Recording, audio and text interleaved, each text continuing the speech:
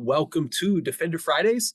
A lot of familiar faces, so I know most of you know the name of the game here, but I see a couple new faces as well. So this is just an informal gathering of like-minded folks, predominantly in the defensive side of information security. But as you know, that's really just an invisible wall, right? All of us are working towards the same goal of, leveling up our security posture, whatever enterprise organizations or startups or SMBs that we support. And so, no better way to do that than bringing together folks that are down in the trenches, supporting that mission, and can come back with lessons learned, insights, and just ways to kind of continue to push the ball forward. Really excited about the guest we've got today, Markus Schober. So, Markus and I actually, I can't remember where we initially met, Markus. I know it was before Wild Wild Hacking Fest. Where did we first cross paths? I think there was at the Mission Control, actually in-person Mission Control conference. Yeah. That's right, Lima Charlie's Mission Control. Awesome, yeah. And then we crossed paths again at Wild Wild Hackin' Fest. You were running an IR training, I believe, and I was running similarly another IR training. And so we sat together, swapped notes. It became immediately clear to me that you're certainly a deep in the trench practitioner, but you're a special breed of practitioner because you're not just out there, kicking virtual doors in and finding bad guys, but you're sharing that knowledge through a platform you maintain called Blue Cape Security. So if you haven't heard of Markus's training that's out there, you can go check out his website, Blue Cape Security. We'll drop a link here in the chat in just a bit. But super, super grateful for folks that are able to kind of take that knowledge that they've, obtained over years of doing the work as a practitioner and disseminate that through hands-on training. That's the kind of stuff that Markus makes available, is basically lab-based training to go in and actually go through the motions, get the repetitions of working through forensic investigation. And I think that's incredibly awesome. But Markus, tell us a little bit about your background, where you've been and what you're doing today. Sure. Yeah. Thanks for having me. It's great to be on this panel. So many people in the trenches here and in the field.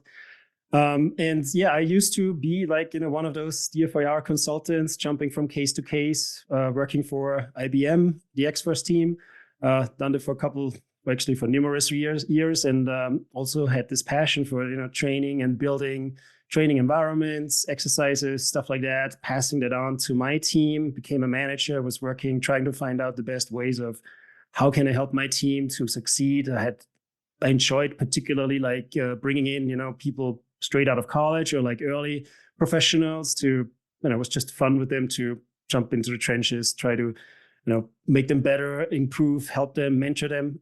So that kind of became my passion and ultimately led to me stepping out of the, weeds of DFIR and building and starting my own training business. And that is basically what I'm doing currently.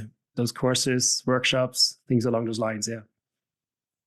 That's awesome. So Markus, generally when somebody decides to set out on an endeavor like that, create a whole new startup to provide a service, a training, a product, obviously you must have recognized there was a need that was going unmet, right? Mm-hmm. How I guess did you recognize that need, and then how do you tailor your training to kind of to fill that gap? What's kind of the value offer there, the value prop? Yeah, that's a great question because security training platforms are popping up everywhere, right? Left and right. There's a lot of opportunities, but I thought, especially for blue teamers, it's always been a little bit harder.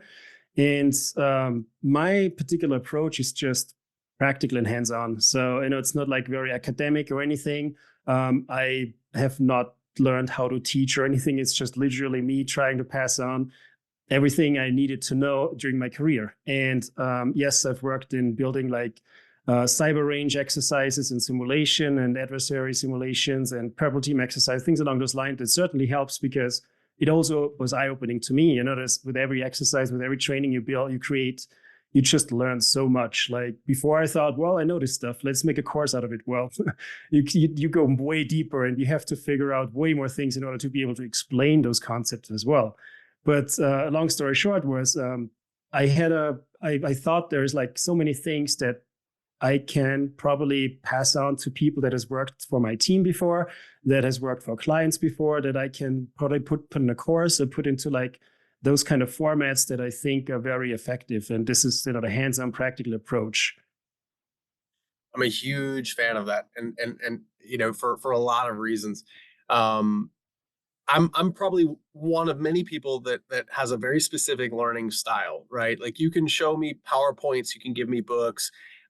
That's just not generally how I absorb knowledge, right? In all my years of learning and practicing what it is I know and do today, it was all just no, I just need to do it, right? Just give me a lab environment, let me deploy the systems, let me deploy the agents, let me gather the telemetry, and even let me simulate the attacks, right? Because if I get to get hands on with all the different pieces of that, I'm going to know this much more intimately than I can ever absorb it through, death by PowerPoint, right? Is kind of at least my personal learning style. So hats off to you. I think that practical experiential training is, I think, what pierces through, deeper in a lot of kind of in Yeah, a lot of us that are kind of trying to get that hands-on experience. So yeah, super big fan of that approach. So definitely. Yeah. I'd love to know, Marcus, if say there was somebody on this call today looking to kind of break into specifically DFIR. I know, I mean, because that's a hot topic. It's probably one of the most fun aspects of the defensive side of cybersecurity, right? It's kind of the idea that you're graduating beyond like the ticket triage of a SOC analyst and getting into the more, no, I only handle the significant incidents, the ones where we've got to gather evidence and build timelines and things. What do you think are some of the key skill sets that somebody aspiring to get into that field would need to start honing? That is a great question. And, I think the problem is also for people like me or us. I never graduated out of a SOC or anything. I never even made it into a SOC. I actually was thrown into the trenches of like doing DFIR based on my software engineering background, and that was about it. So while there is definitely some career path and trajectories and kind of ways of how you could potentially start with entry level tasks and then graduate into more senior roles, um, that has not been a thing, or there's not really too much of like an established formal career path, right? It's not like I always compare it with like legal or law, right? When you have, already like in 17 years from now, which schools you have to do in order to be at a certain role at a certain firm with a certain salary, right? It's like you'd have no idea. Like this field is much, much broader, much more less structured. And every organization has a very different understanding of what their blue teamers are supposed to do, right? One is like a one-man show. The other one has a SOC model where you have night shifts and day shifts and everything, and you have the capabilities to onboard entry-level people. And for the longest time, I think the problem was that it has not been possible to really carefully onboard entry-level people so easily, because what we were doing was just trying to like put out fires, and most organizations didn't have the capacity, the resources, the money to add and formally train entry levels or people that are coming from other industries, different roles. So that's been difficult, but I think it's definitely where we are nowadays. Some organizations are doing much better, of course. They're matured, they have more capacities. But the way how I learned, what I really liked was actually more of a jack of all trades kind of background, right? I used to do software development. Then I got into one of the early startups that were doing security orchestration automations, and that there I worked as a consultant. So I basically started integrating all the automation stuff with existing security controls and tools with our platform, and did like playbooks and automation and something calling here, pinging stuff over there, all this stuff. And so that basically set me up with a lot of knowledge around how SOCs and technical stuff works and networking and everything, how enterprise environments look like. And I think this is the biggest problem, that people coming out of a SOC and graduating from a SOC, they are very much used to this pane of glass that is the alerts that are popping up, but really it's an abstraction of events that really happen underneath, and you're very tool dependent as well, and very much dependent on how everything is configured. So my approach is that I always wanted to have everybody take a step back and say, hey, and I know this is exactly what you are a big fan of as well, build your own lab, set up your domain controllers, your Active Directory, figure out how user configurations, GPOs, all this kind of stuff works. Try to figure out how to break it, try to set it up to attack it, try to figure out what the artifacts looks like. It's step by step understanding how things work, and then you might be able to sit in front of a next gen EDR, something fancy tool that actually abstracts everything for you because you know what it means under the hood. So I think the foundational part is very important. That is hard to understand for people that have never worked as a sysadmin. I think that's the biggest part, right? People say you don't have to be technical in this field or anything, but there's a lot of roles, obviously, but ideally, I would always think like sysadmins have like a huge advantage because they have worked in with the intricacies of domain controller and roles, privileges, user management, basically overall. I think those are the things that we often overlook when it comes to the DFIR world. Man, you just dropped so many like golden nuggets that like I want to just pick apart a couple of those really quick. So one of the things you said that, and you echoed that you already know I'm a huge fan of, but I want to really re-emphasize this to anybody trying to break into, and this is if you want to get into SOC work, but this is especially if you want to get into DFIR, is the best way to learn this stuff is to build an environment to play in, right? And for so many reasons, because obviously if you have an environment to play in, you can practice these skills. However, it's the building the environment, it's the journey of building that environment that's going to help you master so many of the low-level fundamentals that people think they can leapfrog, but you can't.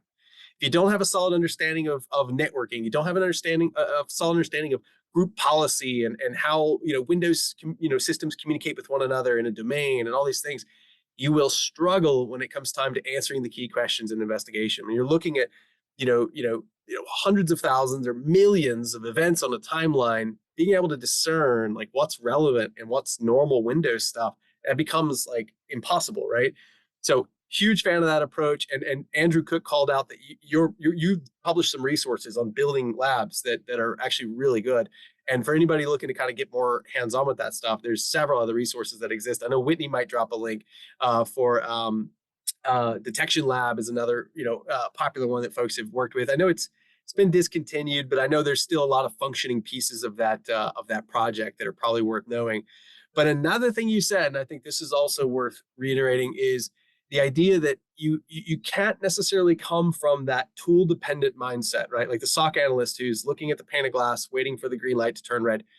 That doesn't work in DFIR, because in many cases, as an IR consultant, you're dropping into an environment that may not have that pane of glass. There are no red blinking lights that are going to show you where the problems are. You've got to come in, blind, right? I have no idea, how bad this is, how far and wide the scope is. And you've got to be able to think critically, to move with speed, to retroactively gather those answers, right? Where they're not already aggregated and presented to you. And that is a skill set in and of itself. So yeah, huge emphasis on that. I really like that you added that. Well, Marcus, I mean, I'd love to hear what else is on your mind. Like what things are on fire for you right now these days? Any hot topics? Hot topics, yeah. Working on those building this kind of resources, right? I appreciate people have been sharing links and stuff. So yeah, where everything came from was there's a build your lab kind of a category to have on my site, resources, where this started out as a hobby, like the little bit of time that we had left aside of working cases and DFIR. Days and nights, I also was playing around with my own lab. I learned how to set up the firewalls and how to set up those Active Directory configurations and users and GPOs. And that was the first time for me too. I didn't learn it on the job. It was actually me nerding out aside of like doing other full-time things. And that kind of was what led into me building this blog and then a site and then I guess a company out of it at this point. And right now it's a little bit more serious.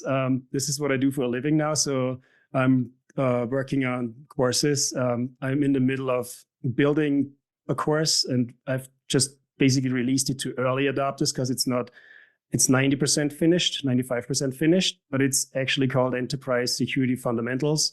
And that's exactly where I basically try to build a comprehensive training for exactly the type of people that we are talking about here, people in DFIR roles, blue teamers in general.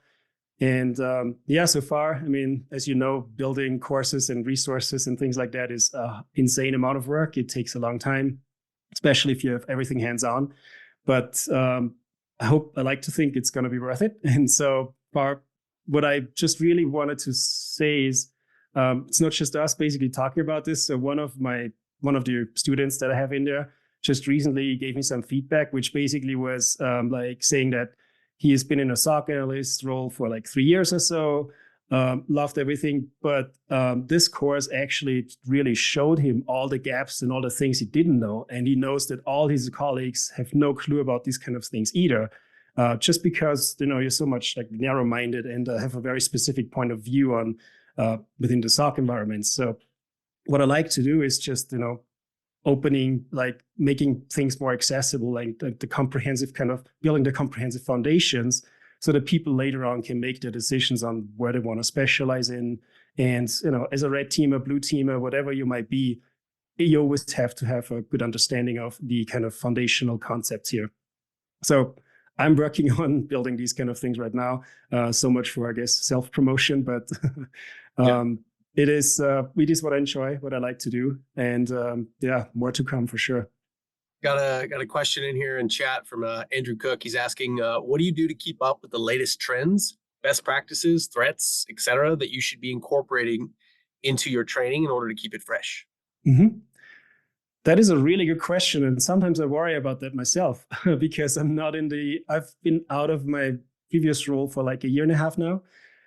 But the good news is, for me at least, the basics don't change. And so this is what I focus on. I'm not going to show you the latest, I don't know, MOVEit exploit, or I don't know. I don't have access to these like commercial tools anyways that are like being exploited and you need to patch, and there's your own vulnerability management responsible to keep track of things. I can only do as much as open source and using open source and teaching fundamentals. And so many things, if you look at, for example, the common ransomware lifecycle, like this ransomware attack lifecycle, there's a ton of things that just always stay the same. And if there is one way to steal your tokens or your credentials or your hashes, there might be another way tomorrow. But what I want you to know is that there is a hash and there is a token that is really important. So you better watch out for that. And those techniques might change, but what they're going after is going to be the same for a long-term period of time. Cloud might change a few things, but at the end of the day, the same concepts apply. So I do not have to be the latest. I don't feel like I have to be up to date as much and care as much about the latest and greatest vulnerability and exploits. I'm using PowerShell Empire for the most part to simulate my own attacks, and without Defender and everything all turned on, of course, because I'm not teaching EDR bypasses. But it's still good enough to simulate as closely as possible real-world attacks. So that's my take here. Yeah.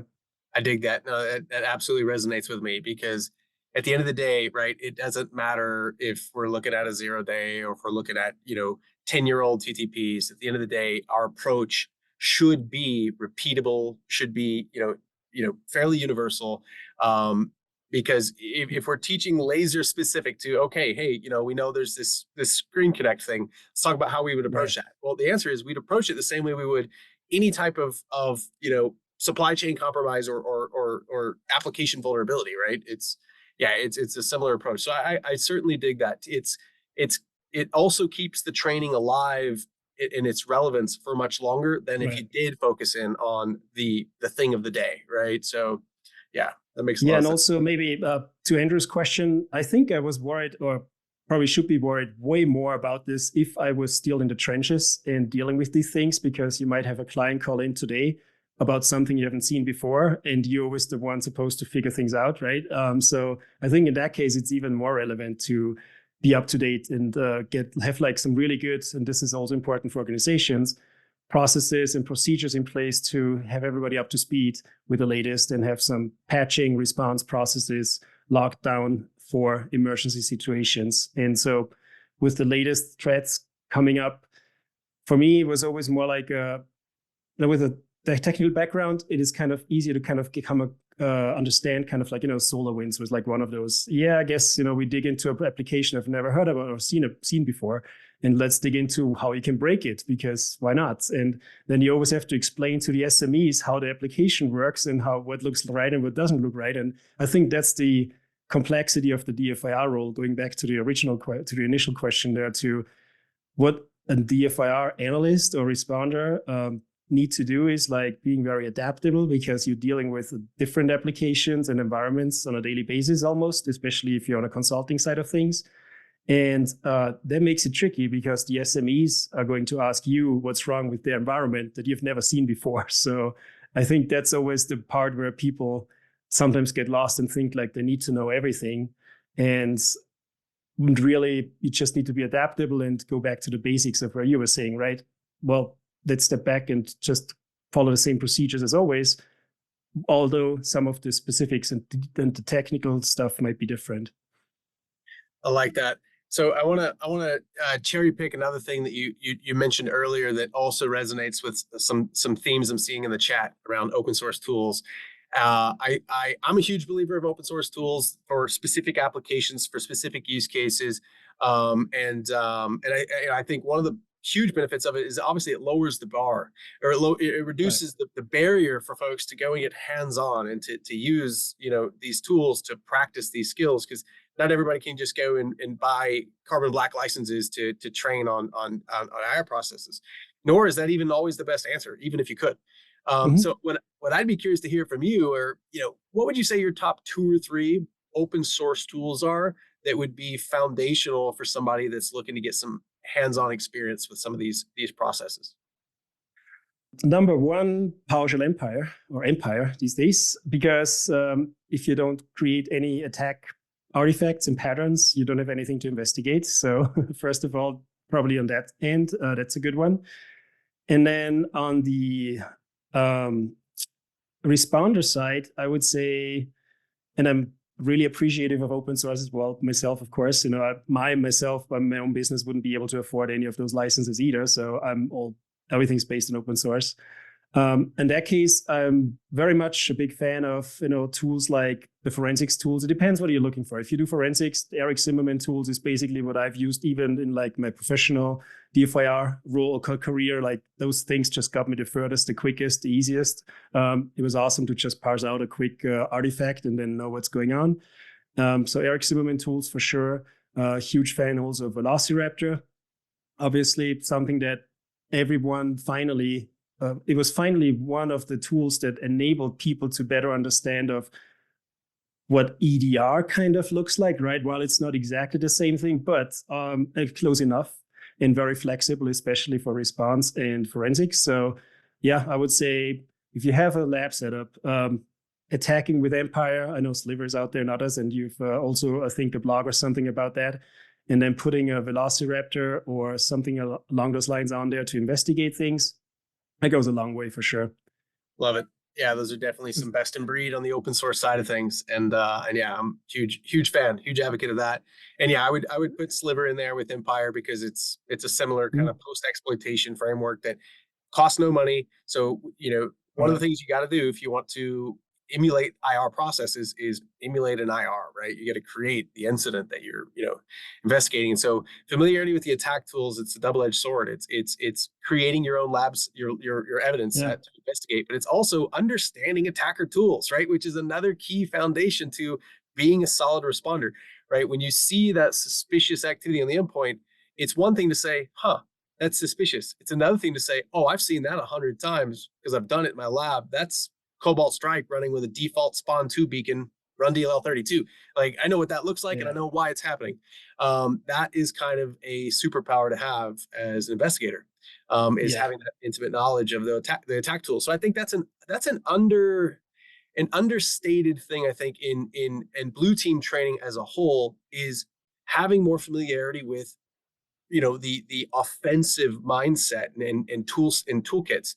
And I think some of the best offensive people understand this in reverse. They understand that the more they know about the defensive side and the forensic side of things, the better they are at their offensive operations because they know what you're looking for, so they know how to kind of skirt by that, right? And so it goes both ways. So I'm a huge fan of that, Marcus. That's awesome. That exactly hits the nail on the head, I think. Yeah, I do appreciate people that are interested in both ends and don't separate too much between, oh, this is blue team, oh, this is red teamer stuff. It's like, well, red teamers are really good in figuring out how to gain domain admin. We better understand that and kind of know what it takes in order to be more effective and targeted and better proactive with the detection response. So I think it goes both ways, and it should be more like, hey, today you do red team, tomorrow you do blue team, and vice versa. It's one and the same. I dig it. I dig it. Well, we're down to a couple of minutes, folks. I first want to just say we're getting probably more than the usual amount of fan mail in our chat right now. So you've got a lot of followers, Marcus. Singing your John, praises yeah, in the just chat. saw John Turek. Thanks so much. Definitely remember you from all the way back then. Yeah, that was awesome. Very cool. Well, in our last couple minutes, folks, are there any other questions? Oh, I see one in here. Shivam's asking, what are the skills that need to be mastered to become a somewhat good DFIR professional? I'm not sure if we've got enough time to cover that. That's a pretty open-ended question, but that'd be a great follow-on topic, folks, to bring into our Slack channel. I'm going to drop a link here really quick for a couple of reasons. So we do remind you each week that that we have a public-facing Slack that you were able to join, and I'm going to encourage you to join for two reasons. One, because we tend to keep the conversation going between Fridays. And, I'm hoping that our guest Marcus will join as well to answer questions like that might take a little bit more time to kind of expand on. And two, as you recall, I announced, I think week before last, every Friday now, folks, we're going to pick someone at random, one of the attendees, and we're going to send you out really cool Defender Friday kind of Lima Charlie shirt, some swag. But in order to know who won for each week, we announce it in the Slack. That makes it easier for us to communicate with the winner about shipping addresses, all that stuff. So please, take a minute after the show to join our Slack, and just stay in touch with announcements of who's going to be on week after week, and again, just chatting with our guests. And Andrew Cook's dropping some good resources. As a matter of fact, probably the answer to that question: what do I need to know to become a DFIR professional? Turns out there's a Blue Cape security resource that might lay out some of those answers. So how convenient is that? Sweet. Well, Marcus, are any specific places that folks can find you? I dropped your LinkedIn in chat earlier, but if there's another place that folks might be able to reach out, let us know.